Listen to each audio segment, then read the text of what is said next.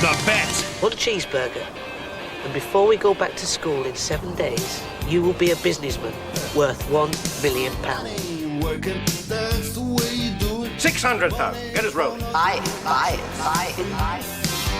And it's looking good. Welcome to New York. We're out of the valley of the cheeseburgers now. £990,000 I am bid. You want to get nicked? No. Why? I've got a lot of experience. Screen One's Money for Nothing in 15 minutes on BBC One.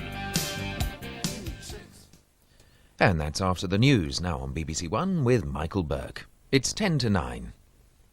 Former cabinet ministers have been defending themselves against Lady Thatcher's scathing criticisms in her memoirs. Michael Heseltine has warned this cabinet of dire consequences if an extreme wing of the party gets too much power.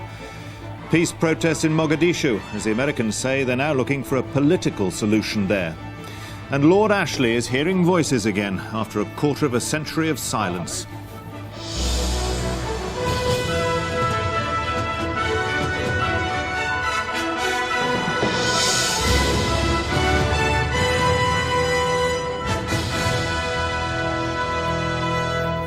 Good evening. Cabinet ministers of the 80s have been defending themselves against Lady Thatcher's attacks on them in her memoirs, as today's leading Conservatives have continued a more coded struggle for the future direction of government policy. Lord Lawson, accused by Lady Thatcher of folly, and Lord Howe, who was described as treacherous, have hit back in kind, saying she was motivated by bitterness and had lost touch with reality. In his first interview since recovering from a heart attack, the President of the Board of Trade, Michael Heseltine, has warned of the dire consequences of either wing of the party getting too much power. Our political correspondent Steve Richards reports. Mr Heseltine has returned to the political fray at a time when the Conservative right are proclaiming a shift in their direction. In his first interview since his heart attack, he said he was fit and planning to be back at his desk next week.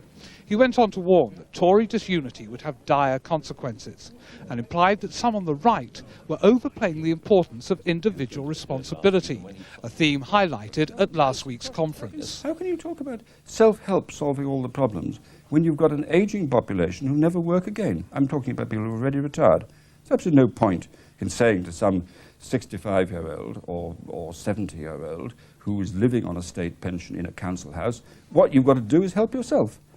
What does it mean? Mr Major's conference speech and those from right-wing ministers have led to a perception among some that the party is moving back onto a Thatcherite agenda. One of the more prominent right-wingers in the cabinet says they never left it. The government has never strayed from common sense values.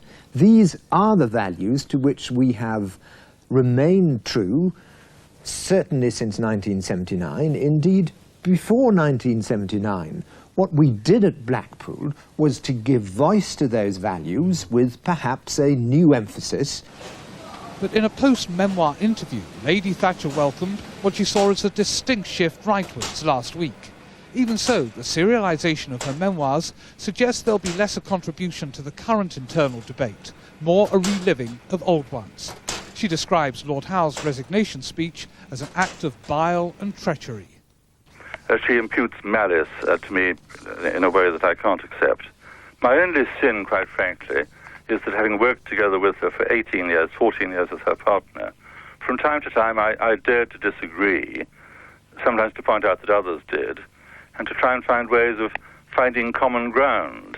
For most current cabinet ministers, memoirs and ideology will be replaced this week by the nitty-gritty of politics. The Public Spending Cabinet Committee will be meeting several times, and the decisions reached there will be of crucial importance to the ongoing debate within the Conservative Party. Steve